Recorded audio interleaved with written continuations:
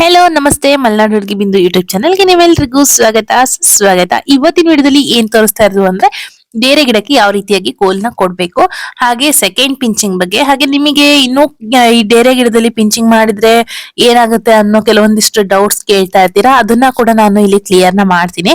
ಹಾಗೆ ಇವತ್ತು ಮತ್ತೊಂದು ಗೊಬ್ಬರನ ನಾನು ಕೊಡ್ತಾ ಇದ್ದೀನಿ. ಅದನ್ನ ಕೂಡ ನೀವು ನಿಮ್ ಗಾರ್ಡನ್ ಅಲ್ಲಿ ಇದ್ದೇ ಇರುತ್ತೆ. ಅದು ನೀವು ನಿಮ್ ಗಿಡಗಳಿಗೆ ಅದನ್ನ ಕೊಡ್ಬೋದು. ಬನ್ನಿ ಅದ್ ಯಾವ ಗೊಬ್ಬರ, ಹೇಗೆ ಕೋಲ್ ಕೊಡೋದು, ಪಿಂಚಿಂಗ್ ಬಗ್ಗೆ ಒಂದಿಷ್ಟು ಇನ್ಫಾರ್ಮೇಶನ್ ನ ಕೊಡ್ತೀನಿ. ವಿಡಿಯೋನ ಶುರು ಮಾಡೋಣ. ವಿಡಿಯೋನ ಎಲ್ಲೂ ಕೂಡ ಸ್ಕಿಪ್ ಮಾಡದೆ ಕೊನೆವರೆಗೂ ನೋಡಿ. ದಯವಿಟ್ಟು ಹೊಸಬ್ರು ಯಾರಾದ್ರೂ ವಿಡಿಯೋನ ನೋಡ್ತಾ ಇದ್ರೆ ಚಾನಲ್ಗೆ ಸಬ್ಸ್ಕ್ರೈಬ್ ಮಾಡ್ಕೊಂಡು ವಿಡಿಯೋನ ನೋಡ್ರಿ. ಇದರಿಂದ ನಿಮಗೆ ನಾನ್ ಹಾಕೋ ವಿಡಿಯೋಸ್ ನೋಟಿಫಿಕೇಶನ್ ಮೊದ್ಲಿಗೆ ಬರುತ್ತೆ. ನೀವು ಮೊದ್ಲಿಗೆ ನನ್ನ ವಿಡಿಯೋಸ್ ನ ನೋಡ್ಬೋದು. ವಿಡಿಯೋ ಇಷ್ಟ ಆದ್ರೆ ಲೈಕ್ ಮಾಡ್ರಿ. ಹೊಸಬ್ರು ಯಾರಾದ್ರೂ ಡೇರೆ ಗಿಡನ ಬೆಳೆಸ್ತಾ ಇದ್ರೆ ಅವ್ರಿಗೆ ಇದನ್ನ ಶೇರ್ ಮಾಡ್ರಿ. ಬನ್ನಿ ಇವಾಗ ನಾನು ಯಾವ ರೀತಿಯಾಗಿ ನನ್ನ ಡೇರೆ ಗಿಡಗಳಿಗೆ ನಾನು ಕೋಲ್ನ ಕೊಡ್ತೀನಿ ಅಂತ ನಿಮ್ ಜೊತೆಗೆ ಶೇರ್ ಮಾಡ್ತಾ ಹೋಗ್ತೇನೆ. ನಾನಿಲ್ಲಿ ಡೇರೆ ಗಿಡ ಕೊಡೋದಕ್ಕೋಸ್ಕರ 6 ಅಡಿ ಕೋಲನ್ನ ತಗೊಂಡಿದ್ದೀನಿ. ನಿಮ್ಮ ಹತ್ರ ಇಷ್ಟು ಉದ್ದದಿಲ್ಲ ಅಂದ್ರೆ ಪರವಾಗಿಲ್ಲ, ಮ್ಯಾಕ್ಸಿಮಮ್ ಒಂದು 4 ರಿಂದ 6 ಅಡಿ ಇದ್ರೆ ಸಾಕಾಗತ್ತೆ. ಕೆಲವೊಂದು ಡೇರೆ ಗಿಡಗಳು ತುಂಬಾ ಹೈಟ್ ಬೆಳೀತದೆ, ಅಂದ್ರೆ 6 ಅಡಿ ಅಷ್ಟು ಉದ್ದನ್ನು ಬೆಳೆಯೋದಿದೆ. ಹಾಗೆ ಕೆಲವೊಂದಿಷ್ಟು ವೆರೈಟಿನಲ್ಲಿ ಕುಳ್ಳಗ್ ಬೆಳೆಯೋದು ಕೂಡ ಇದೇನೆ. ನಾನ್ ಯಾಕೆ 6 ಅಡಿ ಕೋಲ್ನ ತಗೊಳ್ತೀನಿ ಅಂದ್ರೆ ನನಗೆ ಅಲ್ಲಿ ಓಡಾಡಕ್ಕೆ ಜಾಗ ಇಲ್ಲ. ಓಡಾಡ್ಬೇಕಾದ್ರೆ ಕೋಲ್ಗಳೆಲ್ಲ ಬಿದ್ದೋಗೋ ಚಾನ್ಸಸ್ ಇರುತ್ತೆ. ನೆಕ್ಸ್ಟ್ ಅದನ್ನ ನಾನು ಕಟ್ಕೊಂಡು ಹೋಗ್ತೀನಿ. ಅದಕ್ಕೋಸ್ಕರ ಅದನ್ನ ನಾನು 6 ಅಡಿ ಆಗೋಷ್ಟದನ್ನ ತಗೊಳ್ತಾ ಇದ್ದೀನಿ. ಅದ್ ಯಾವ ರೀತಿ ಕಟ್ತೀನಿ ಎಲ್ಲದನ್ನು ಮುಂದೆ ಹೋಗ್ತಾ ಹೋಗ್ತಾ ತೋರಿಸ್ತೀನಿ. ಇವಾಗ ಕೋಲನ್ನ ನಾನು ಇಲ್ಲಿ ಹುಗಿತಾ ಇದ್ದೀನಿ. ಎಲ್ಲಿ ಹುಗಿತಾ ಇದ್ದೀನಿ ಅಂದ್ರೆ ಗಿಡದ ಪಕ್ಕದಲ್ಲೇ ಹುಗಿತಾ ಇದ್ದೀನಿ. ಗಿಡದ ಪಕ್ಕದಲ್ಲಿ ಹುಗಿಬೇಕಾದ್ರೆ ತುಂಬಾ ಇಂಪಾರ್ಟೆಂಟ್ ಆಗಿರೋ ಟಿಪ್ಸ್ ಏನಪ್ಪಾ ಅಂದ್ರೆ ಸ್ವಲ್ಪ ಜಾಗರೂಕತೆಯನ್ನ ನಾವು ಇದನ್ನ ಹುಗಿಬೇಕಾಗತ್ತೆ. ಹುಗಿಬೇಕಾದ್ರೆ ಅಕಸ್ಮಾತ್ ಗಡ್ಡೆಗೆಲ್ಲಾದ್ರೂ ಡ್ಯಾಮೇಜ್ ಆಯ್ತಪ್ಪ ಅಂದ್ರೆ ಗೆಡ್ಡೆ ಕೊಳ್ತೋಗೋ ಚಾನ್ಸಸ್ ಕೂಡ ಇದೆ. ಅಂದ್ರೆ ಮಳೆ ಜಾಸ್ತಿ ಬರ್ತಾ ಇರೋದ್ರಿಂದ ಗೆಡ್ಡೆಗೆಲ್ಲಾದ್ರೂ ಹೋಲ್ ಆಯ್ತು ಅಂದ್ರೆ ಹೋಲ್ ಒಳಗಡೆ, ಅಂದ್ರೆ ಗೆಡ್ಡೆ ಹೋಲ್ ಆಗಿರುತ್ತಲ್ಲ, ಆ ಹೋಲ್ ಒಳಗಡೆ ನೀರ್ ಹೋಗಿ ಅದ್ರ ಒಳಗಡೆಯಿಂದ ಗಿಡ ಕೊಳೆಯೋ ಚಾನ್ಸಸ್ ಇರುತ್ತೆ. ಅದಕ್ಕೋಸ್ಕರ ಆದಷ್ಟು ಹಗುರಕ್ಕೆ ನೋಡೋದು ಒಳ್ಳೇದು. ನಾನಿಲ್ಲಿ ಕೆಲವೊಂದಿಷ್ಟು ಗಿಡಗಳಿಗೆ ಮಾತ್ರ ಕೋಲ್ಗಳನ್ನ ಕೊಟ್ಟಿರ್ಲಿಲ್ಲ. ನಾನು ಪ್ರತಿ ಸಲ ಏನ್ ಮಾಡ್ತಿದ್ದೆ ಅಂದ್ರೆ ಕೋಲನ್ನ ಗಿಡ ಹುಟ್ಟಿ 1 ಅಡಿ ಆದ್ರ ಮೇಲೆ ಕೋಲನ್ನ ಕೊಡ್ತಾ ಇದ್ದೆ. ಈ ಸಲ ಏನ್ ಮಾಡಿದ್ದ ಅಂದ್ರೆ ಗಡ್ಡೆಗಳನ್ನ ನಡ್ಬೇಕಾದ್ರೇನೆ ನಾನು ಕೋಲನ್ನೆಲ್ಲ ಕೊಟ್ಟಾಗಿತ್ತು. ಆದ್ರೆ ಇಲ್ಲಿ ಕೆಲವೊಂದಿಷ್ಟು ಗಿಡಗಳಿಗೆ ಮಾತ್ರ ಕೋಲನ್ನ ಕೊಟ್ಟಿರ್ಲಿಲ್ಲ. ಇದನ್ನ ಕೊಡ್ಬೇಕಾದ್ರೆ ನಿಮ್ ಜೊತೆಗೆ ಶೇರ್ ಮಾಡೋಣ ಅನ್ಕೊಂಡು ನಾನು ನಿಮ್ ಜೊತೆಗೆ ಇಲ್ಲಿ ತೋರಿಸ್ತಾ ಇದ್ದೀನಿ. ನಾನ್ ಬಿಗಿನರ್ಸ್ಗೆ ಸಜೆಸ್ಟ್ ಮಾಡೋದೇನಪ್ಪಾ ಅಂದ್ರೆ ಗಡ್ಡೆಗಳನ್ನ ನಡ್ಬೇಕಾದ್ರೇನೆ ಕೋಲ್ ಕೊಡೋದು ಬೆಸ್ಟ್. ಯಾಕಂದ್ರೆ ಗಡ್ಡೆ ಎಲ್ಲಿ ನಟ್ಟಿರ್ತೀವಂತೆ ಆ ಟೈಮ್ ನಲ್ಲಿ ನಮಗೆ ಕರೆಕ್ಟ್ ಆಗಿ ಗೊತ್ತಿರುತ್ತೆ. ಆ ಟೈಮ್ ನಲ್ಲೇ ನಾವು ನಟ್ಕೊಂಡ್ಬಿಟ್ರೆ ಕೋಲ್ನ ಒಳ್ಳೇದು. ಆದ್ರೆ ನಾನು ಪ್ರತಿ ಸಲನು 1 ಅಡಿ ಆದ್ರ ಮೇಲೆನೆ ಕೋಲ್ ಕೊಡೋದು ಹಾಕಿರೋದ್ರಿಂದ ಈ ಸಲನು ಕೆಲವೊಂದಿಷ್ಟು ಗಿಡಕ್ಕೆ ಹಾಗೆ ಬಿಟ್ಟಿಟ್ಟಿದ್ದೆ. ಅಂದ್ರೆ ಸ್ವಲ್ಪ ಬಿಸಿ ಆಗ್ಬಿಟ್ಟಿದೆ, ಅದಕ್ಕೋಸ್ಕರ ಕೊಡೋದಿಕ್ ಆಗಿರ್ಲಿಲ್ಲ. ಇವಾಗ ಕೊಡ್ತಾ ಕೊಡ್ತಾ ನಿಮ್ ಜೊತೆಗೆ ಶೇರ್ ಮಾಡಿದ್ರೆ ಆಯ್ತು ಅಂತ ತೋರಿಸ್ತಾ ಇದೀನಿ. ನೋಡಿ ಈ ರೀತಿಯಾಗಿ ಸ್ವಲ್ಪ ಗಡ್ಡೆಗಳು ಎಲ್ಲಿದೆ ಅಂತ ಹುಡುಕಿ ಹುಡುಕಿ ಕೊಡ್ಬೇಕಾಗತ್ತೆ. ಗಡ್ಡೆ ಇಲ್ಲದ ಜಾಗದಲ್ಲಿ ಈ ರೀತಿಯಾಗಿ ಕೋಲ್ನ ಕೊಟ್ಬಿಟ್ಟು ಒಂದು ದಾರದಿಂದ ನಾನು ಇಲ್ಲಿ ಇದನ್ನ ಕಟ್ಕೊಳ್ತಾ ಇದ್ದೀನಿ. ಕೋಲು ಮತ್ತೆ ಈ ಗಿಡನ ನಾವು ಸ್ವಲ್ಪ ಲೂಸ್ ಆಗಿ, ಒಂದು ಪ್ಲಾಸ್ಟಿಕ್ ದಾರ ಇಲ್ಲ ಅಂತ ಆದ್ರೆ ಬಟ್ಟೆ ದಾರದಿಂದ ಸ್ವಲ್ಪ ಲೂಸ್ ಆಗಿ ಕಟ್ಕೊಬೇಕಾಗತ್ತೆ. ತುಂಬಾ ಟೈಟ್ ಆಗಿ ಕಟ್ಟೋದಿಕ್ ಹೋದ್ರೆ ಏನಾಗುತ್ತೆ, ಗಿಡ ಸೆನ್ಸಿಟಿವ್ ಇರೋದ್ರಿಂದ ಹಾಳಾಗೋ ಚಾನ್ಸಸ್ ಇರುತ್ತೆ. ಲೂಸ್ ಆಗಿನೇ ಕಟ್ಕೊಳ್ಳಿ. ಇವಾಗ ಕೆಲವೊಬ್ರದ್ದು ಡೌಟ್ ಏನಪ್ಪಾ ಬರುತ್ತೆ ಅಂದ್ರೆ ಈ ಕೋಲು ಜೋರ್ ಗಾಳಿ ಬಂದ್ರೆ ಬಿದ್ದು ಹೋಗಲ್ವಾ ಅಂತ ಕೇಳ್ಬೋದು. ಖಂಡಿತವಾಗ್ಲೂ ಅದು ಬಿದ್ದು ಹೋಗುತ್ತೆ. ಅದು ಬೀಳ್ದೇ ಇರೋ ರೀತಿನಲ್ಲಿ ನಾನು ಬೇರೆ ಟೆಕ್ನಿಕ್ ನ ಯೂಸ್ ಮಾಡಿದ್ದೀನಿ.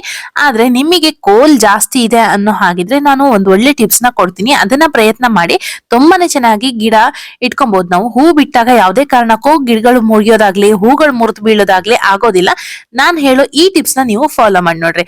ಇವಾಗ ಒಂದ್ ಗಿಡ ಮಧ್ಯದಲ್ಲಿ ಇದೆ ಅಂತ ಅನ್ಕೊಳ್ಳಿ. ಆ ಮಧ್ಯದಲ್ಲಿ ಪ್ಲಸ್ ಚಿಹ್ನೆನಲ್ಲಿ, ಅಂದ್ರೆ ಗಿಡದ ಎದುರುಗಡೆ, ಹಿಂದ್ಗಡೆ, ಬಲ್ಗಡೆ ಮತ್ತೆ ಎಡಗಡೆನಲ್ಲಿ ಕೋಲ್ನ ಕೊಟ್ಟು 4 ಸೈಡ್ ನಲ್ಲಿ ತುದಿ ಭಾಗಕ್ಕೆ, ಅಂದ್ರೆ ಪಾಟ್ ನ ಎಡ್ಜ್ ಅಥವಾ ಗ್ರೋ ಬ್ಯಾಗ್ ನ ಎಡ್ಜ್ ನಲ್ಲಿ ನಾವು ಟೋಟಲ್ 4 ಕೋಲನ್ನ ಕೊಟ್ಕೊಬೇಕಾಗತ್ತೆ. ಈ 4 ಕೋಲು ಕೊಟ್ಟಾಗ ಒಂದು 6 ಅಡಿ ಎಲ್ಲ ಬೇಕಾಗೋದಿಲ್ಲ. 4 ಅಡಿ ಅಥವಾ 3.5 ಅಡಿ ಇದ್ರೂ ಸಾಕಾಗತ್ತೆ ಕೋಲು. ಆ 4 ಕೋಲನ್ನು ಸಪೋರ್ಟಿವ್ ಆಗಿ ಕೊಟ್ಟಾಗ ಗಿಡ ಇನ್ನೂ ಸ್ಟ್ರಾಂಗ್ ಆಗಿ ನಿಲ್ಲುತ್ತೆ. ಅಂದ್ರೆ ಹೂಗಳೆಲ್ಲ ಜಾಸ್ತಿ ಬಿಟ್ಟಾಗ ಯಾವುದೇ ಕಾರಣಕ್ಕೂ ಬಿದ್ದು ಹೋಗೋದಿಲ್ಲ.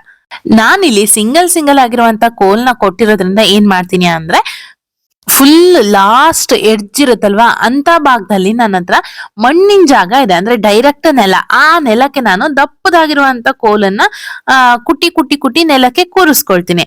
ಹಾಗೇನೆ ಈ ಕಡೆ ಸೈಡ್ ಡೇರೆ ಗಿಡ ಎಂಡ್ ಆಗತ್ ನೋಡಿ, ಅಂತ ಕಡೆನಲ್ಲಿ ಇನ್ನೊಂದು ಕಬ್ಣದ್ದು ಒಂದಿಷ್ಟು ರಾಡ್ಗಳಿದೆ. ಅಂದ್ರೆ ಕಬ್ಣದ್ದು ಫಿಕ್ಸ್ ಆಗಿರುವಂತ ಒಂದು ಇದಿದೆ, ಅಂದ್ರೆ ಕಂಬ ಇದೆ. ಆ ಕಂಬಕ್ಕೆ ಡೈರೆಕ್ಟ್ ಆಗಿ ಕಟ್ಕೊಳ್ತೀನಿ. ಇದನ್ನ ಯಾವ ರೀತಿಯಾಗಿ ಕಟ್ಕೊಳ್ಳೋದು ಅಂತ ನೋಡೋಣ. ಇವಾಗ ನನ್ನ ಹತ್ರ ಒಂದು ಸ್ವಲ್ಪ ದಪ್ಪದಾಗಿರುವಂತ ದಾರಗಳೆಲ್ಲ ಇದೆ. ಈ ಬಾಕ್ಸ್ ಎಲ್ಲ ಪ್ಯಾಕ್ ಮಾಡಿದಾಗ ದಪ್ಪ ವೈಟ್ ಕಲರ್ ದಾರ ಎಲ್ಲ ಬರ್ತದೆ ನೋಡಿ, ಅಂತ ದಾರ ಇದೆ. ಅಂತ ದಾರನ ನಾನು ಕಟ್ಕೊಳ್ತಾ ಬರ್ತೀನಿ. ಅಂದ್ರೆ ಆ ಕಡೆ ಎಡ್ಜಿಂದ ಈ ಕಡೆ ಎಡ್ಜಿಗೆ ಅಂದ್ರೆ ಆ ಕಡೆ ಎಡ್ಜಿಂದು ಕಂಬ ಇರುತ್ತಲ್ಲ ಆ ಕಂಬಕ್ಕೆ ಗಟ್ಟಿ ಮಾಡಿ ಒಂದು ದಾರನ ಕಟ್ಕೊಳ್ತೀನಿ. ಅದ್ರಿಂದ ಒಂದು ದಾರದಿಂದ ಮತ್ತೊಂದು ದಾರಕ್ಕೆ, ಒಂದು ದಾರದಿಂದ ಮತ್ತೊಂದು ದಾರಕ್ಕೆ ಈ ರೀತಿಯಾಗಿ ನೋಡ್ತಾ ಇರ್ಬೋದು. ಒಂದ್ ದಾರನ ತಗೊಳ್ದು ಈ ರೀತಿಯಾಗಿ ಸುತ್ಕೊಳ್ತಾ ಬರ್ದು ಈ ರೀತಿ ಮಾಡೋಕ್ ಶುರು ಮಾಡಿ ನಾನು 2 ವರ್ಷ ಆಯ್ತು. ಈ ಐಡಿಯಾ ಅಂತೂ ತುಂಬಾನೇ ಸಖತ್ತಾಗಿದೆ. ಎಲ್ಲೂ ಕೂಡ ಫ್ಲಾಪ್ ಆಗಿಲ್ಲ. ಒಂದೇ ಒಂದು ಇದು ಕಂಬ ಅಥವಾ ಕೋಲ್ ಕೊಟ್ಟಿರ್ತೀವಲ್ಲ ನಾವು, ಅದು ಬಿದ್ದು ಹೋಗ್ಲಿಲ್ಲ ಇದುವರೆಗೂ. ಇದು ತುಂಬಾನೇ ಒಳ್ಳೆ ಐಡಿಯಾ. ನಿಮ್ಮ ಹತ್ರ ಎಲ್ಲಾದ್ರೂ ಎರಡೂ ಸೈಡ್ ನಲ್ಲೂ ಕೂಡ ಮಣ್ಣಿದೆ ಅಂದ್ರೆ ಅದಕ್ಕೂ ಇನ್ನೊಂದು ಐಡಿಯಾ ಹೇಳ್ತೀನಿ ಕೇಳಿ. ಆ ಕಡೆ ಸೈಡು ಈ ಕಡೆ ಸೈಡು ಎರಡು ಕಡೆನೂ ದಪ್ಪವಾಗಿರುವಂತ ಕೋಲ್ನ ಕೊಟ್ಟು ಈ ರೀತಿ ನಾನು ಮಧ್ಯದಲ್ಲಿ ದಾರ ಏನ್ ಕಟ್ತಾ ಇದೀನಿ ನೋಡಿ, ಆ ದಾರದ ಬದಲಾಗಿ ನೀವು ಮಧ್ಯಕ್ಕೆ ಇದು ದಬ್ಬೆ ಬರ್ತದ ನೋಡಿ. ಅಂದ್ರೆ ಇವಾಗ ನಾವು ಕೋಲ್ನ ಕೊಡೋದಿಕ್ಕೆ ಇವಾಗ ಅಡಕೆ ದಬ್ಬೆನ ಮಾಡ್ಕೊಂಡಿದೀವಿ. ಆ ಅಡಕೆ ದಬ್ಬೆನ ಇಲ್ಲಿ ಕೋಲ್ನ ರೀತಿನಲ್ಲಿ ನಾನು ಬಳಸ್ಕೊಂಡಿರೋದು. ನೀವು ಆ ಅಡಕೆ ದಬ್ಬೆನ ಬೇಕಾದ್ರೆ ಆ ಕಡೆ ತುದಿ ಕಂಬಕ್ಕೆ ಮತ್ತೆ ಈ ಕಡೆ ತುದಿ ಕಂಬ ಎರಡು ಇರ್ತದ ನೋಡಿ, ಅವೆರಡು ಕಂಬಕ್ಕೆ ಬೇಕಾದ್ರೆ ಅಡ್ಡಲಾಗಿ ನೀವು ಅದನ್ನ ದಬ್ಬೆ ರೀತಿನಲ್ಲಿ, ಅಂದ್ರೆ ಮುಂಚಿನ ಕಾಲದಲ್ಲೆಲ್ಲ ಬೇಲಿ ಮಾಡ್ತಾ ಇದ್ರು, ಗೊತ್ತಿರ್ಬೋದು.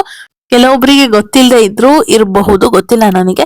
ಹೆಚ್ಚಾಗಿ ಗೊತ್ತಿರುತ್ತೆ ಅಂತ ಅನ್ಕೊಳ್ತೀನಿ. ಅಂದ್ರೆ ಹಳೆ ಕಾಲದಲ್ಲೆಲ್ಲ ಬೇಲಿ ಅಂತ ಮಾಡ್ತಾ ಇದ್ರು. ಆ ರೀತಿ ಬೇಲಿಗೆ ಯಾವ ರೀತಿಯಾಗಿ ಅಡ್ಡಲಾಗಿ ಕಟ್ತಾ ಇದ್ರು ನೋಡಿ, ಆ ರೀತಿಯಾಗಿ ಕಟ್ಕೊಂಡ್ರೆ ನೀವೊಂದು ಗಿಡ ಹುಟ್ಟಿ ಒಂದು 3 ಅಡಿಗೆ, ಹಾಗೆ ಅದ್ರ ನೆಕ್ಸ್ಟ್ ಗೆ ಬೇಕಾದ್ರೆ ಕಟ್ಕೊಬಹುದು. ಒಟ್ಟು 3 ಅಡಿಯಿಂದ 4 ಅಡಿ ರೇಂಜ್ ನಲ್ಲಿ ನೀವು ಕಟ್ಕೊಂಡ್ರೆ ಅದು ಇನ್ನೂ ಸಪೋರ್ಟಿವ್ ಆಗಿ ಇರುತ್ತೆ. ನನಗೆ ಅಷ್ಟೆಲ್ಲ ಇದಿಲ್ಲ, ಏನಂದ್ರೆ ಗಿಡ ನಡೋದಿಕ್ಕೆ ಜಾಗನೂ ಇಲ್ಲ, ಹಾಗೆ ಇರೋ ಜಾಗದಲ್ಲೇ ಹೇಗಿಗೋ ಮಾಡ್ಕೊಂಡೆಲ್ಲ ನಡ್ಕೊಬೇಕು. ಅದಕ್ಕೋಸ್ಕರ ನಾನು ಇರೋದಲ್ಲೇ ಸ್ವಲ್ಪ ಸ್ವಲ್ಪ ಐಡಿಯಾ ಮಾಡ್ಕೊಂಡು ಅದನ್ನ ಬಳಸ್ಕೊಂಡು ನಾನು ನಡ್ಕೊಳ್ತಾ ಇದೀನಿ. ಒಂದ್ ಸೈಡ್ ನಲ್ಲಿ ಮಣ್ಣಿದ್ರೆ, ಅಂದ್ರೆ ಡೈರೆಕ್ಟ್ ನೆಲ ಇದ್ರೆ, ಇನ್ನೊಂದ್ ಸೈಡ್ ನಲ್ಲಿ ಡೈರೆಕ್ಟ್ ನೆಲ ಇಲ್ಲ, ಇಂಟರ್ಲಾಕ್ ಎಲ್ಲ ಇದೆ. ಅದಕ್ಕೋಸ್ಕರ ಇರೋದ್ರಲ್ಲೇ ಹೆಚ್ಚಾಗಿ ಕಷ್ಟ ಪಟ್ಕೊಂಡ್ ಮಾಡ್ಕೊಬೇಕು. ಅಂತೂ ಇಂತೂ ಕೋಲ್ನ ಕೊಟ್ಟು ಮುಗೀತು ನೋಡಿ. ಈ ರೀತಿಯಾಗಿ ಲಾಸ್ಟ್ ಗೆ ವ್ಯೂ ಕಾಣುತ್ತೆ.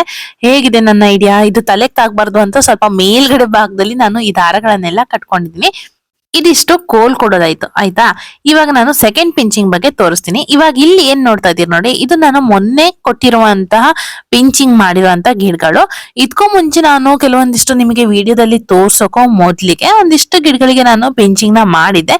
ಅದಕ್ಕೆಲ್ಲ ಇವಾಗ ಎರಡೆರಡು ಕೌಲುಗಳು ಬರೋದಕ್ಕೆ ಶುರು ಆಗಿದೆ. ಇವಾಗ ಅದನ್ನ ಕೂಡ ನಾನು ಪಿಂಚಿಂಗ್ ನ ಮಾಡ್ಬೇಕು. ಅದನ್ನ ಪಿಂಚಿಂಗ್ ಮಾಡಿದ್ರೆ ಕೂಡ ಚೆನ್ನಾಗಿ ಗಿಡಗಳು ಬೆಳೆಯುತ್ತೆ. ನಾನು ಇದನ್ನ ಹೋದ ವರ್ಷ ಟ್ರೈ ಮಾಡಿದ್ ಅಷ್ಟೇನೆ. ನನಗೂ ಕೂಡ ಒಂದ್ ಸ್ವಲ್ಪ ಡೌಟ್ ಇತ್ತು, ಗಿಡ ಎಲ್ಲಾದ್ರೂ ಹಾಳಾಗಬಹುದೇನೋ ಅನ್ನೋ ಒಂದು ಡೌಟ್ ಇತ್ತು. ಆದ್ರೆ ಗಿಡ ಯಾವ್ದೇ ಕಾರಣಕ್ಕೂ ಹಾಳಾಗಿಲ್ಲ. ಕೆಲವೊಬ್ರು ಡೌಟ್ ಏನಪ್ಪಾ ಅಂದ್ರೆ, ಬೇರೆ ಗಿಡಕ್ಕೆ ಪಿಂಚಿಂಗ್ ಮಾಡಿದ್ರೆ ಹೂ ಬಿಡಲ್ವಂತೆ ಅಂತ. ಖಂಡಿತವಾಗ್ಲೂ ಅದು ಸುಳ್ಳು. ಯಾಕೆಂದ್ರೆ ಲಾಸ್ಟ್ ಟೈಮ್ ನಾನು ಪಿಂಚಿಂಗ್ ಮಾಡಿ ನನ್ನ ಗಿಡದಲ್ಲಿ ಚೆನ್ನಾಗಿ ಹೂ ಬಿಟ್ಟಿದೆ. ಅದಕ್ಕೋಸ್ಕರ ನಾನು ಅದು ಸುಳ್ಳು ಅಂತಾನೆ ಹೇಳ್ತೀನಿ. ಹಾಗೆ ಇವಾಗ ಸೆಕೆಂಡ್ ಪಿಂಚಿಂಗ್ ನ ಯಾವಾಗ ಮಾಡ್ಬೇಕು ಅಂದ್ರೆ, ಇಲ್ಲಿ ನೋಡಿ, ಇವಾಗ ಇದ್ರಲ್ಲಿ 3ನೇ ಎಲೆ ಬರೋದಿಕ್ಕೆ ಶುರು ಆಗಿತ್ತು. ಅಂದ್ರೆ 3ನೇದು ಚಿಗುರು, 2 ಎಲೆಗಳು ಬಂದು 3ನೇ ಚಿಗುರು ಬರ್ತಾ ಇದೆ. ಅಂತ ಟೈಮ್ ನಲ್ಲಿ 3ನೇ ಚಿಗುರು ಏನಿದೆ ನೋಡಿ, ಆ ಚಿಗುರನ್ನ ಮುರಿದು ಬಿಡ್ತೀನಿ ನಾನು. ಅಲ್ಲಿಂದ ಮತ್ತೆ ಕೆಳಗಡೆ ಭಾಗದಲ್ಲಿ ಮತ್ತೆ 2 ಹೊಸ ಚಿಗುರುಗಳು ಬರೋದಿಕ್ಕೆ ಶುರು ಆಗ್ತದೆ. ಆದ್ರೆ ನಾನು ಇದನ್ನ ಫಸ್ಟ್ ಟೈಮ್ ಟ್ರೈ ಮಾಡ್ತಾ ಇರೋದು. ಸೆಕೆಂಡ್ ಪಿಂಚಿಂಗ್ ಏನಿದೆ ಇದನ್ನ ನಾನು ಫಸ್ಟ್ ಟೈಮ್ ಟ್ರೈ ಮಾಡ್ತಾ ಇರೋದು. ನೀವು ಸೆಕೆಂಡ್ ಪಿಂಚಿಂಗ್ ಮಾಡಕ್ಕೆ ನಿಮಗೆ ಭಯ ಅನ್ಸುತ್ತೆ ಅಂದ್ರೆ ಫಸ್ಟ್ ಪಿಂಚಿಂಗ್ ಅಂತೂ ಮಾಡಿ. ನಾನು ಲಾಸ್ಟ್ ಟೈಮ್ ಫಸ್ಟ್ ಪಿಂಚಿಂಗ್ ನ ಮಾಡಿ ತುಂಬಾ ಹೂಗಳನ್ನ ಪಡೆದಿದ್ದೀನಿ. ಈ ಸಲ ಸೆಕೆಂಡ್ ಪಿಂಚಿಂಗ್ ನ ಮಾಡಿ ಇನ್ನೂ ಜಾಸ್ತಿ ಹೂ ಪಡೆಯೋಣ ಅನ್ನೋ ಒಂದು ಆಸೆ.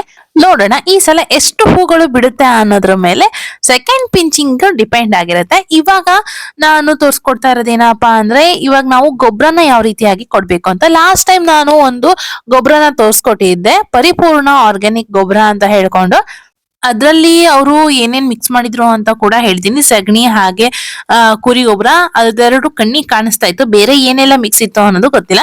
ಆದ್ರೆ ಇವತ್ತು ತೋರಿಸ್ತಾ ಇರೋದೇನಪ್ಪಾ ಅಂದ್ರೆ, ಎಲ್ಲಾರ ಮನೆ ಗಾರ್ಡನ್ ನಲ್ಲೂ ಇದು ಇರ್ಲೇಬೇಕು, ಇದ್ದೇ ಇರುತ್ತೆ ಅನ್ನೋ ಒಂದು ಗ್ಯಾರಂಟಿ ಮೇಲೆ ನಿಮ್ಗೆ ಇದನ್ನ ತೋರಿಸ್ತಾ ಇದೀನಿ. ಎರೆಹುಳ ಗೊಬ್ಬರ ಇದು ಎಲ್ಲಾ ಗಾರ್ಡನರ್ಸ್ ಹತ್ರನೂ ಕೂಡ ಇರುತ್ತೆ. ನಿಮಗೆ ಯಾವುದೇ ಗೊಬ್ಬರ ಸಿಕ್ಕಿಲ್ಲ ಅಂದ್ರೆ ಈ ಗೊಬ್ಬರ ಅಂತೂ ಖಂಡಿತವಾಗ್ಲೂ ಸಿಗುತ್ತೆ. ಇದನ್ನ ನಾನು ಏನ್ ಮಾಡ್ತಾ ಇದೀನಿ ಅಂದ್ರೆ, ಇವಾಗ ಗಟ್ಟಿ ಗೊಬ್ಬರನ ಕೊಡ್ತಾ ಇದೀನಿ. ಲಾಸ್ಟ್ ಟೈಮ್ ನಾನು ಲಿಕ್ವಿಡ್ ಫಾರ್ಮೆಟ್ ನಲ್ಲಿ ಕೊಡೋದನ್ನ ತೋರ್ಸ್ಕೊಟ್ಟಿದ್ದೆ. ಹೆಚ್ಚಾಗಿ ಈ ಡೇರೆ ಗಿಡಗಳಿಗೆ ಎಲ್ರು ಏನ್ ಮಾಡ್ತಾರೆ ಅಂದ್ರೆ ಸಗಣಿ ನೀರನ್ನ ಪ್ರಿಫರ್ ಮಾಡ್ತಾರೆ. ಯಾಕಂದ್ರೆ ಸಗಣಿ ನೀರಲ್ಲಿ ಅಷ್ಟು ಒಳ್ಳೆ ಅಂಶ ಇದೆ. ಮಳೆ ಜೋರಾಗಿ ಬರ್ತಾ ಇದ್ರು ಕೂಡ ಗೊಬ್ಬರನ ಕೊಡ್ಬೋದಾ ಅಂತ ಹೇಳಿದ್ರೆ, ಇವಾಗ ತುಂಬಾ ಜೋರ್ ಮಳೆ ಇದೆ ಅಂದ್ರೆ ಲಿಕ್ವಿಡ್ ಫರ್ಟಿಲೈಸರ್ ನ ಸ್ವಲ್ಪ ಅವಾಯ್ಡ್ ಮಾಡ್ರಿ. ಅಂದ್ರೆ ಲೈಟ್ ಆಗಿ ಮಳೆ ಬೀಳ್ತಾ ಇದೆ ಅನ್ನೋ ಟೈಮ್ ನಲ್ಲಿ ನೀವು ಬೇಕಾದ್ರೆ ಲಿಕ್ವಿಡ್ ನ ಕೊಡ್ಬೋದು. ತುಂಬಾ ಜೋರು ಬಿಡ್ದಂಗ್ ಕಂಟಿನ್ಯೂಸ್ ಮಳೆ ಹೊಡಿತಾ ಇದೆ ಅಂದ್ರೆ ಈ ರೀತಿ ಘನ ಆಗಿರುವಂತಹ ಅಂದ್ರೆ ಗಟ್ಟಿ ಆಗಿರುವಂತಹ ಫರ್ಟಿಲೈಸರ್ ನ ಕೊಡೋದು ಒಳ್ಳೇದು. ಯಾಕಂದ್ರೆ ಈ ಡೇರೆ ಗಿಡಗಳಿಗೆ 15 ದಿನಕ್ಕೊಂದ್ಸಲ, ವಾರಕ್ಕೊಂದ್ಸಲ ನೀವು ಗೊಬ್ಬರನ ಕೊಡ್ತಾನೆ ಇರ್ಬೇಕಾಗುತ್ತೆ. ವಾರಕ್ಕೊಂದ್ಸಲ ಲಿಕ್ವಿಡ್ ಫರ್ಟಿಲೈಸರ್, 15 ದಿನಕ್ಕೊಂದ್ಸಲ ಗಟ್ಟಿ ಗೊಬ್ಬರನ ಕೊಡ್ಬೇಕು. ಅವಾಗ್ಲೇನೆ ಹೂಗಳು ಜಾಸ್ತಿ ಬರೋದು. ಇದು ನಟ್ಟು ಒಂದೂವರೆ 2 ತಿಂಗಳನ್ನೋ ಅಷ್ಟೊತ್ತಿಗೆ ಹೂ ಬಿಡೋದಕ್ಕೆ ಶುರು ಆಗುತ್ತೆ. ಅದಕ್ಕೋಸ್ಕರ ಇದಕ್ಕೆ ನಾವು ಮೇಲಿಂದ ಮೇಲೆ ಗೊಬ್ಬರನ ಕೊಡ್ತಾ ಇದ್ರೆ ಮಾತ್ರ ಚೆನ್ನಾಗಿ ಹೂ ಬರೋದು. ಮಳೆ ಜೋರಿತ್ತು ಅಂದ್ರೆ ನಾನು ಈ ರೀತಿ ಗಟ್ಟಿ ಗೊಬ್ಬರನ ಕೊಡ್ತೀನಿ. ಮಳೆ ಸ್ವಲ್ಪ ಕಮ್ಮಿ ಇತ್ತು ಅಂದ್ರೆ ಲಿಕ್ವಿಡ್ ಫರ್ಟಿಲೈಸರ್ ನ ಕೊಡ್ತೀನಿ. ಮ್ಯಾಕ್ಸಿಮಮ್ ಇಲ್ಲಿ ನಾವು ವಾರಕ್ಕೊಂದ್ಸಲ ಅಥವಾ 15 ದಿನಕ್ಕೊಂದ್ಸಲ ಏನಾದ್ರೂ ಫೀಡ್ ಮಾಡ್ತಾನೆ ಇರ್ಬೇಕಾಗತ್ತೆ ಇದಕ್ಕೆ. ಯಾವ ರೀತಿಯಾಗಿ ಫೀಡಿಂಗ್ ಮಾಡ್ಬೇಕು ಅಂದ್ರೆ ಸ್ವಲ್ಪ ದೊಡ್ಡದಾಗಿರೋಂತ ಗಿಡಕ್ಕೆ ಒಂದು 2 ಮುಷ್ಟಿ ಆಗೋಷ್ಟು ಈ ವರ್ಮಿ ಕಾಂಪೋಸ್ಟ್ ನ ಹಾಕಿ ಏನು ಪ್ರಾಬ್ಲಮ್ ಆಗೋದಿಲ್ಲ ಈ ವರ್ಮಿ ಕಾಂಪೋಸ್ಟ್ ಇಂದ. ಹಾಗೆ ಸ್ವಲ್ಪ ಗಿಡ ಒಂದು ಮೀಡಿಯಂ ಸೈಜ್ ನಲ್ಲಿ ಇದೆ ಅಂದ್ರೆ ಅದಕ್ಕೆ 1 ಮುಷ್ಟಿ ಆಗೋಷ್ಟು, ಗಿಡ ತುಂಬಾ ಸಣ್ಣಕ್ಕಿದೆ ಅಂದ್ರೆ ಅದಕ್ಕೆ ಒಂದು ಅರ್ಧ ಮುಷ್ಟಿ ಆಗೋಷ್ಟು. ಈ ರೀತಿ ಗಿಡದ ಸೈಜ್ ಮೇಲೆ ನೀವು ಡಿಪೆಂಡ್ ಮಾಡ್ಕೊಂಡು, ಹಾಗೆ ಗಿಡ ಅಷ್ಟೇ ನೋಡ್ಬೇಡಿ, ಪಾಟ್ ನ ಸೈಜ್ ಕೂಡ ನೋಡ್ಕೊಳ್ಳಿ. ಪಾಟ್ ಸ್ವಲ್ಪ ದೊಡ್ಡದಾಗಿದೆ ಅಂದ್ರೆ ಗಿಡ ಪಾಟ್ ಕಂಪೇರ್ ಮಾಡ್ಬಿಟ್ಟು ಅದಕ್ಕೆ ಸ್ವಲ್ಪ ಜಾಸ್ತಿ ಕಮ್ಮಿ ಈ ರೀತಿ ಗೊಬ್ಬರನ ಕೊಡ್ಬೇಕಾಗತ್ತೆ. ನೋಡಿದ್ರಲ್ಲ, ಇವತ್ತಿನ ವಿಡಿಯೋದಲ್ಲಿ ನಿಮಗೆ ಸ್ವಲ್ಪನಾದ್ರೂ ಇನ್ಫಾರ್ಮೇಟಿವ್ ಅನ್ಸಿದ್ರೆ ದಯವಿಟ್ಟು ಕಮೆಂಟ್ ಮಾಡ್ರಿ, ಲೈಕ್ ಮಾಡಿ. ಯಾರು ಕೂಡ ಲೈಕ್ ಮಾಡ್ತಾ ಇಲ್ಲ, ನಂಗೆ ಸಖತ್ ಬೇಜಾರ ಆಗ್ತಾ ಇದೆ. ಸಬ್ಸ್ಕ್ರೈಬ್ ಅಂತೂ ಮಾಡ್ತಾನೆ ಇಲ್ಲ. ಹೀಗೆಲ್ಲ ಮಾಡಿದ್ರೆ ನನಗೆ ಸ್ವಲ್ಪ ಮನ್ಸಿಗೆ ಬೇಜಾರಾಗಿ ಆಮೇಲೆ ವಿಡಿಯೋಸ್ ನ ಮಾಡೋದನ್ನ ಕಮ್ಮಿ ಮಾಡಿದ್ರು ಮಾಡ್ಬೋದು. ಒಂದೊಂದ್ಸಲ ನಿಮ್ ಕಮೆಂಟ್ಸ್ ನೆಲ್ಲ ಓದ್ತಾ ಇದ್ರೆ ತುಂಬಾ ಖುಷಿ ಆಗುತ್ತೆ. ನೀವು ಕಮೆಂಟ್ಸ್ ನೆಲ್ಲ ನಿಲ್ಸೋದು, ಲೈಕ್ ಮಾಡೋದು ನಿಲ್ಸೋದು ಎಲ್ಲ ಮಾಡಿದಾಗ ತುಂಬಾ ಬೇಜಾರಾಗ್ಬಿಡುತ್ತೆ. ಯಾಕೆ ನಾನು ಹಾಕೋ ವಿಡಿಯೋಸ್ ಎಲ್ಲ ಇಷ್ಟ ಆಗಲ್ವಾ ಇವರಿಗೆ ಅನ್ಕೊಂಡು ಕೆಲವೊಮ್ಮೆ ಅನ್ಸುತ್ತೆ. ನಿಮಗೆ ಹೇಗ್ ಅನ್ಸ್ತು ವಿಡಿಯೋ ಅನ್ನೋದನ್ನ ಮಿಸ್ ಮಾಡದೆ ಕಮೆಂಟ್ ಮಾಡಿ. ಮತ್ತೆ ಯಾವ್ದಾದ್ರು ಹೊಸ ವಿಡಿಯೋದಲ್ಲಿ ಸಿಗ್ತೀನಿ. ಅಲ್ಲಿವರೆಗೂ love you all, bye bye.